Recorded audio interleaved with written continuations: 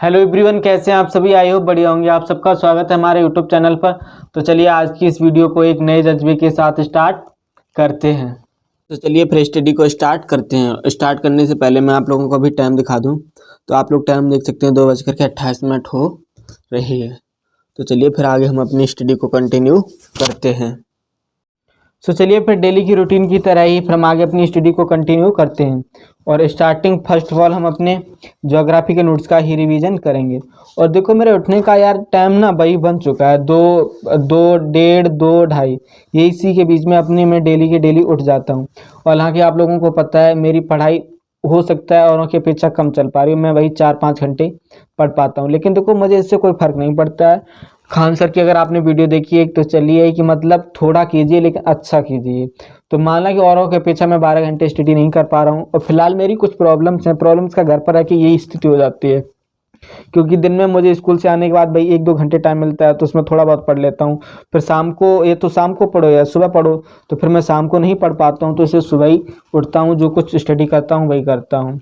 तो अब हो सकता है, और ये तो हाँ हालांकि मुझे भी अंदर से रियलाइज़ होता है कि मैं कम टाइम देता हूँ भाई, 4-5 घंटे देता हूँ, 5 या 6 घंटे। लेकिन फिर मैं सोचता हूँ कि अगर इन्हें अच्छे से निकाला जाए तो 5 घंटे भी कम नहीं होते हैं। लोग जॉब के साथ कैसे निकाल लेते हैं, तो मेरे साथ तो बहुत कुछ टाइम होता है, क्योंकि मैं दिन में भी पढ़ लेता हूँ। और स्कूल में जब पढ़ाने जाता हूँ तो चीज़ें तो वही पढ़ता हूँ जो मेरे के लिए होती हैं। यानी मैं एसएसटी पढ़ाता हूँ 6 से लेकर के 10th तक। तो एनसीईआरटी सेम एनसीईआरटी है ही। तो मैं यही समझता हूँ कि जैसे घर बैठ के एनसीईआरटी पढ़ रहा हूँ वैसे यहाँ पढ़ा रहा हूँ। तो हो सकता है, लेकिन चीज़ें हैं, लेकिन फिर भी कुछ तो मैं अपने अंदर से भी मुझे रियलाइज़ होने लगता है कि कभी कभी कि खुद मैं स्टडी को कम टाइम दे रहा हूँ। लेकिन जो भी है मैं सोचता हूँ कि अगर 5 घंटे भी परमानेंट फिलहाल मैं दे रहा हूँ, ये नहीं कि हमेशा के लिए एक रूटीन बना रखा है। आगे अपना टाइम टेबल भी चेंज करेंगे, दिन में और निकालने की कोशिश करेंगे। तो अभी जो चल रहा है वही चल रहा है। तो चलिए फिर फिलहाल हम अपनी ज्योग्राफी के नोट्स का ही रिवीजन करते हैं।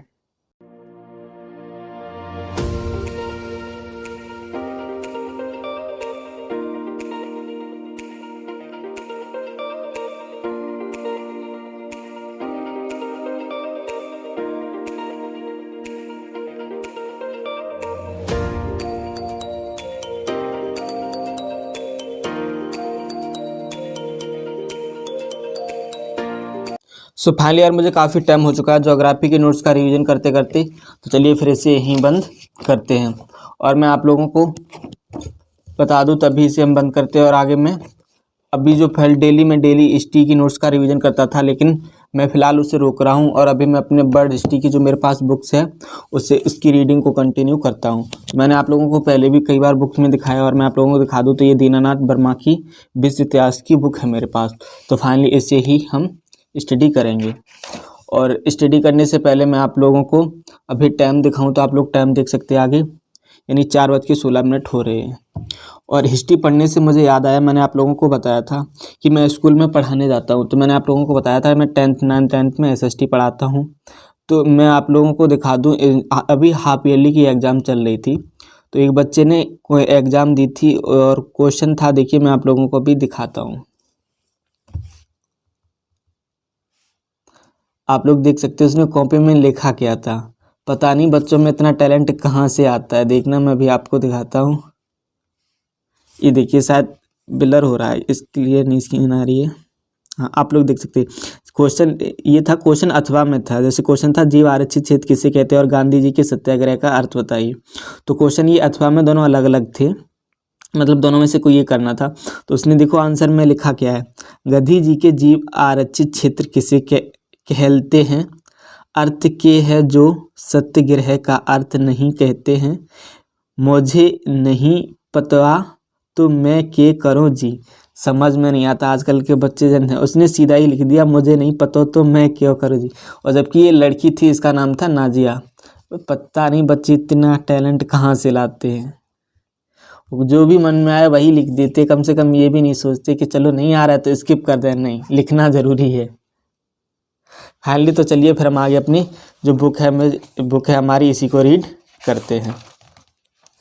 सो यार कोई अभी न्यू स्टूडेंट है जो अभी हाल ही में प्रिपरेशन स्टार्ट कर रहा है, तो अगर तो अगर आपको एनसीईआरटी की नोट्स चाहिए तो आप हमारे टेलीग्राम को ज्वाइन कर सकते हैं, जिसकी डिस्क्रिप्शन में लिंक दी गई है। वहाँ आपको एनसीईआरटी के सारे नोट्स मिल जाएंगे और काफ़ी स्टडी मटेरियल पीडीएफ भी मिल जाएंगे। अगर आप पीडीएफ से स्टडी करना चाहते हैं तो आप टेलीग्राम ग्रुप को ज्वाइन कर सकते हैं।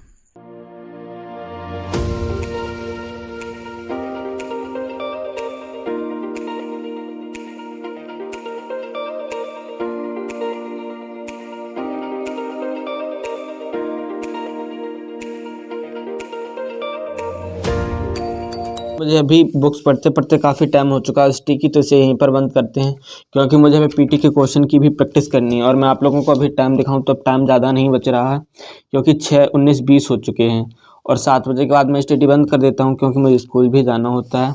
तो फिलहाल हम बुक्स को यहीं रखते हैं और अपने जो ज्योग्राफी के क्वेश्चन की प्रैक्टिस करता हूँ उसे आगे कंटिन्यू करते हैं। तो फाइनली ऐसे ही जल्दी से प्रैक्टिस करते हैं। और भाई देखो, मैंने अपनी डेली का रूटीन बना रखा है कि मुझे डेली 10, 15, 20 क्वेश्चन डेली की पीटी की प्रैक्टिस करनी है, जो टॉपिक मैं पढ़ता हूँ तो करनी है। और अपना डेली रूटीन में ला रखा है, तो प्रोसेस अपनाते रहें, धीरे धीरे प्रैक्टिस होती ही रहेगी। तो चलिए फिर आगे इन क्वेश्चन की प्रैक्टिस करते हैं।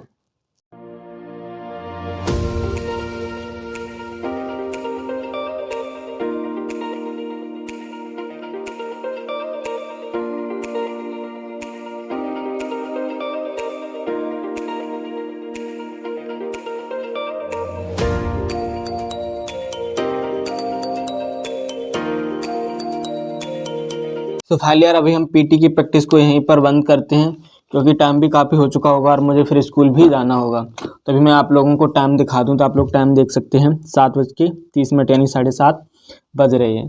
तो फिलहाल चलिए फिर यहीं बंद करते हैं।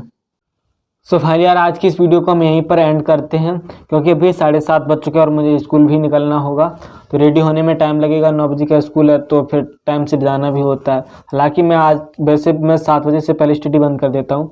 अभी स्कूल में मैंने बताया था आपको एग्ज़ाम चल रही थी, तो जिस वजह से थोड़ा लेट भी जाते हैं तो चल जाता है। और वैसे मैं सुबह कोचिंग पढ़ाता था तो वो भी फिलहाल में बंद कर रखी है। तो इसलिए 7:30 बजे तक मैंने स्टडी कर ली थी, अब टाइम भी काफ़ी हो रहा है। तो चलिए फिर आज की इस वीडियो को यहीं पर एंड करते हैं।